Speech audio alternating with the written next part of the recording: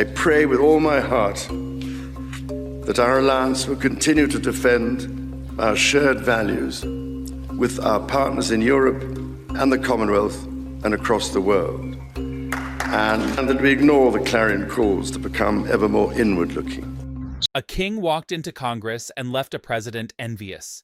That is not a figure of speech. That is precisely what unfolded on April 28, 2026. And if that sentence sounds dramatic, just wait until you hear the full story behind it.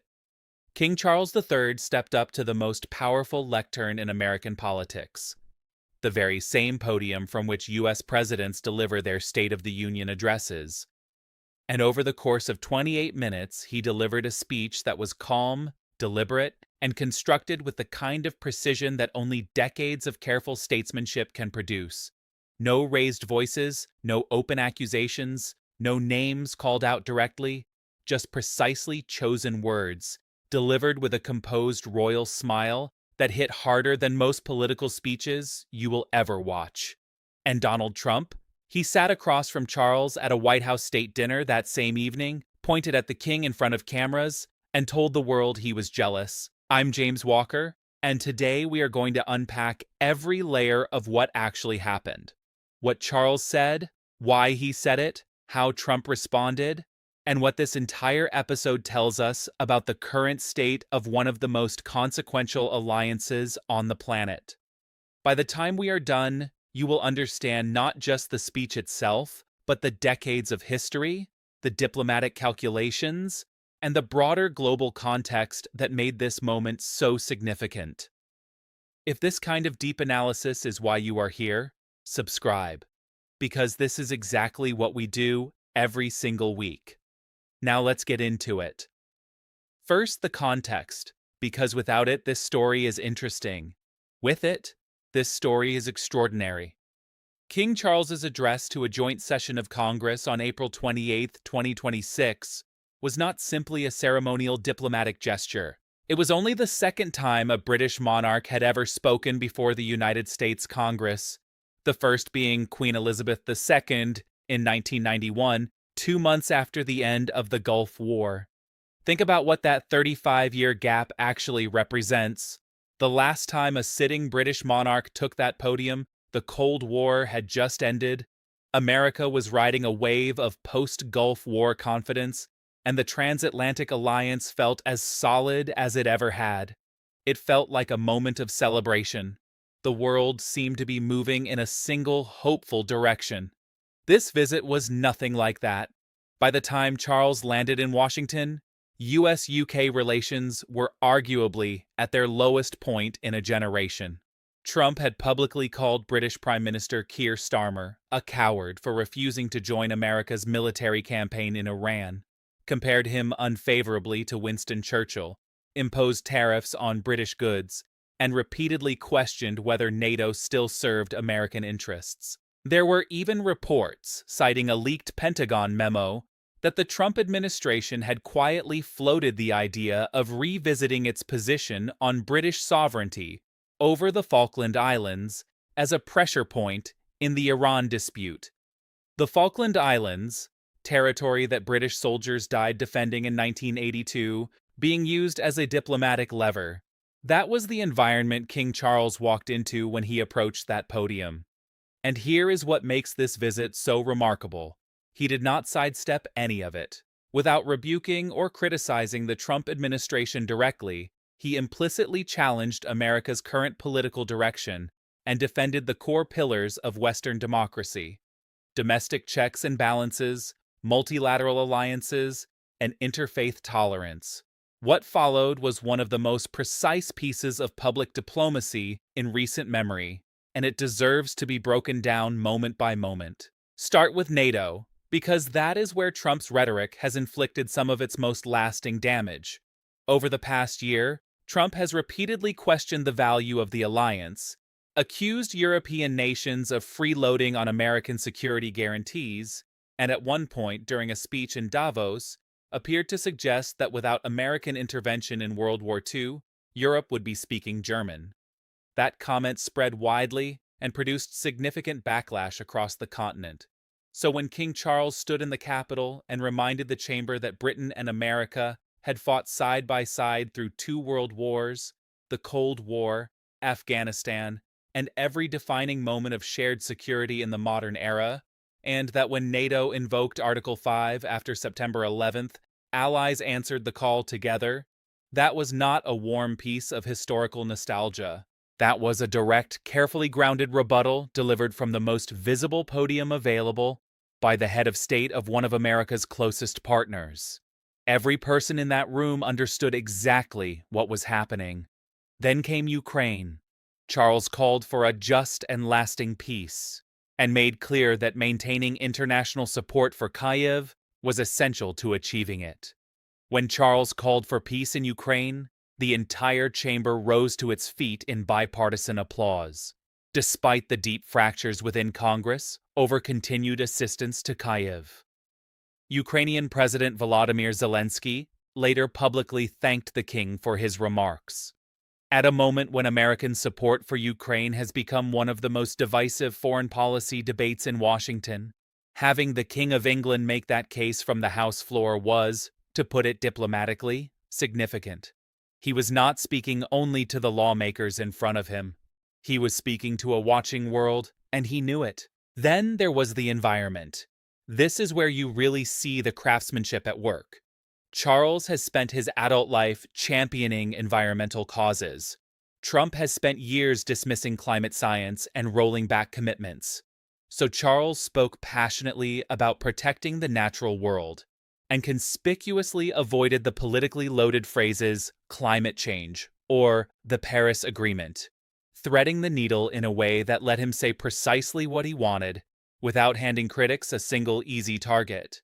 And then, later that evening at the state dinner, with Trump seated in the same room, Charles joked about Britain's own small attempt at real estate redevelopment of the White House during the War of 1812, getting a warm laugh from the crowd, before referencing the melting Arctic ice caps, with the President of the United States, a committed climate skeptic, sitting right there, on camera.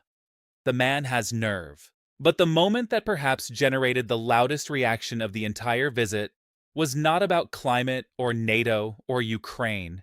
It was a single sentence, historically accurate, genuinely witty, and quietly devastating all at once. Responding to Trump's Davos remark about Europeans speaking German, Charles smiled and said, "Dare I say that if it wasn't for us, you'd be speaking French." A reference to the 7 Years' War of the 18th century, when Britain defeated France in North America and cemented English as the dominant language of the continent. The chamber erupted. It was clever. It was unanswerable. And it was delivered with such easy confidence that it was impossible to be offended by, while being completely impossible to ignore. Trump, to his credit, laughed. There was also Canada. This one carried a particular edge given Trump's repeated and provocative suggestions that Canada could become the 51st state of the United States, comments that have caused real diplomatic friction and genuine public anger north of the border. King Charles, of course, is Canada's head of state, so when he referenced the upcoming FIFA World Cup and told Trump with a composed smile, "In one sense, Mr. President, as heads of state, we are joint hosts," he was doing several things at once. He was asserting his constitutional role. He was reminding Trump, gently but unmistakably, that Canada is a sovereign nation with its own head of state. And he was doing it in a room full of cameras, with the quiet confidence of someone who knows he cannot be easily contradicted. Now here is the question that gets to the real heart of this story. Why was King Charles able to accomplish all of this in a way that virtually no one else on Earth could have pulled off? A sitting European prime minister delivering any of these remarks would have triggered a full diplomatic row. An American opposition politician saying them would have been dismissed as partisan grandstanding. A journalist or commentator saying them would have been largely ignored.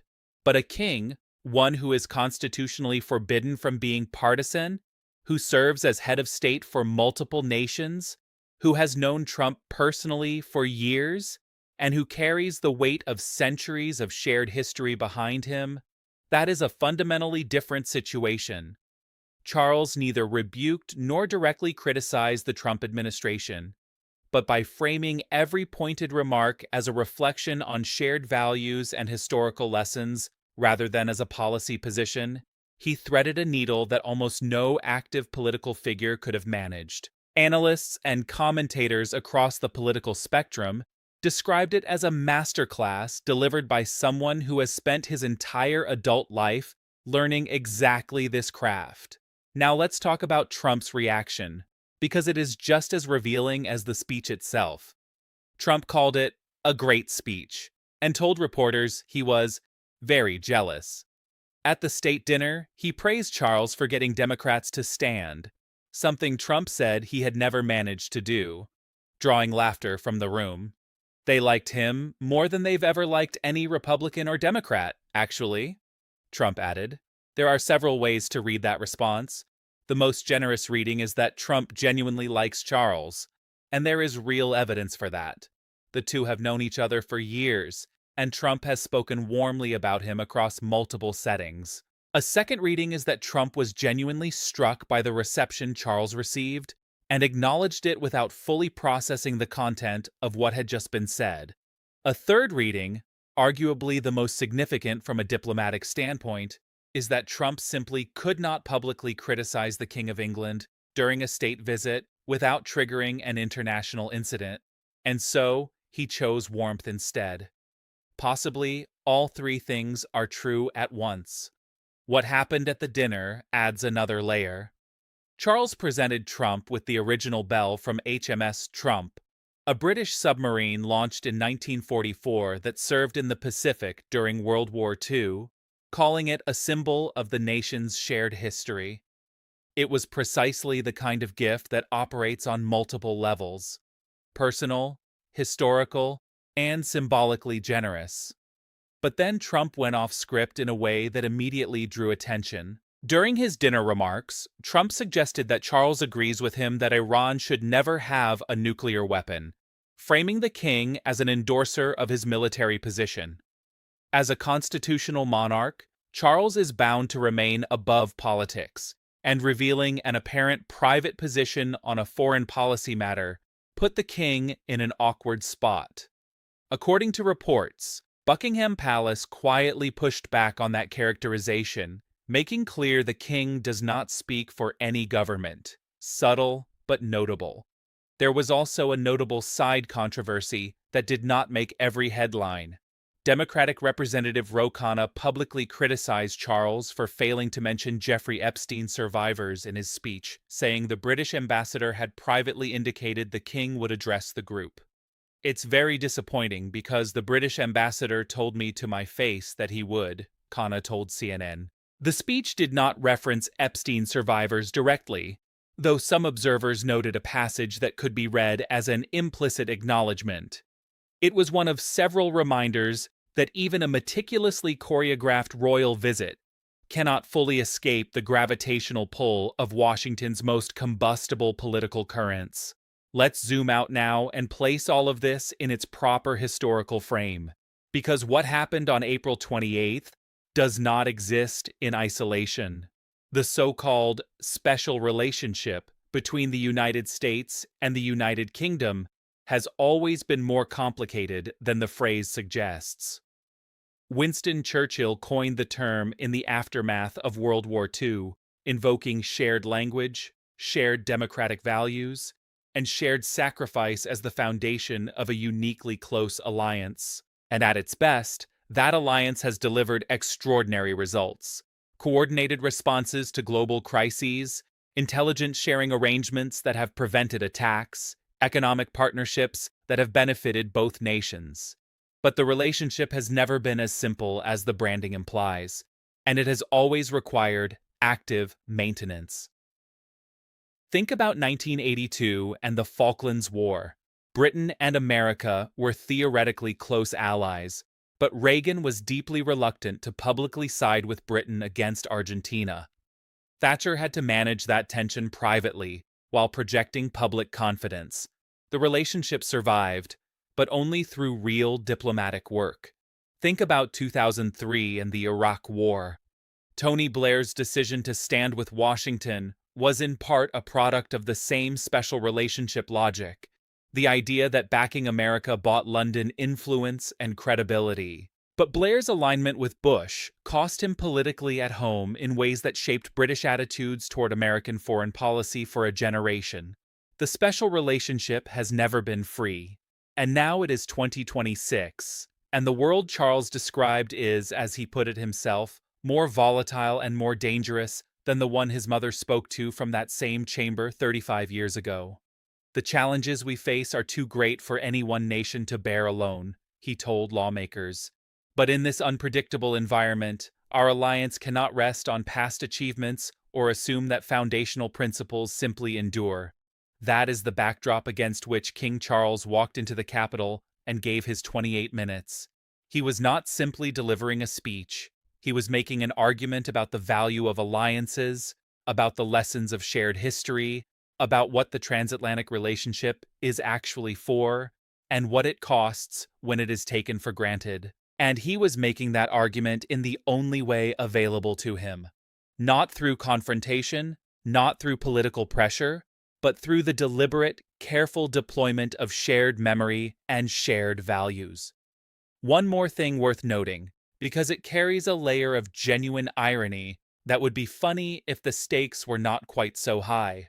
For months leading up to the visit, progressive activists across America had been running No Kings protests, a movement born out of concerns about what they described as authoritarian tendencies in the Trump administration. Those demonstrations began on President's Day 2025 and gathered momentum through Trump's military parade.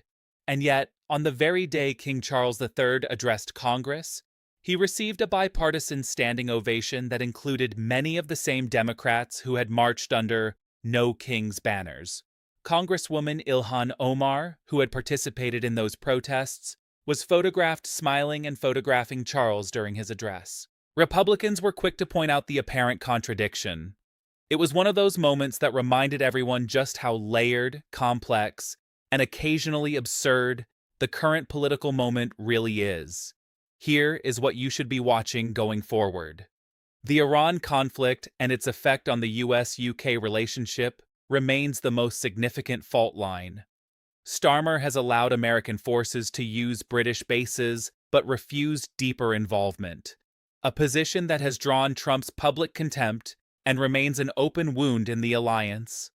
Whether the goodwill generated by Charles's visit translates into any real softening of that tension is genuinely unknown. On trade, personal warmth and tariff policy operate on completely separate tracks. And on the broader question of what Western alliances look like in an era where relationships between nations increasingly seem to be driven by personality rather than institutional frameworks, that was precisely the question King Charles appeared to be thinking about when he stepped up to that podium.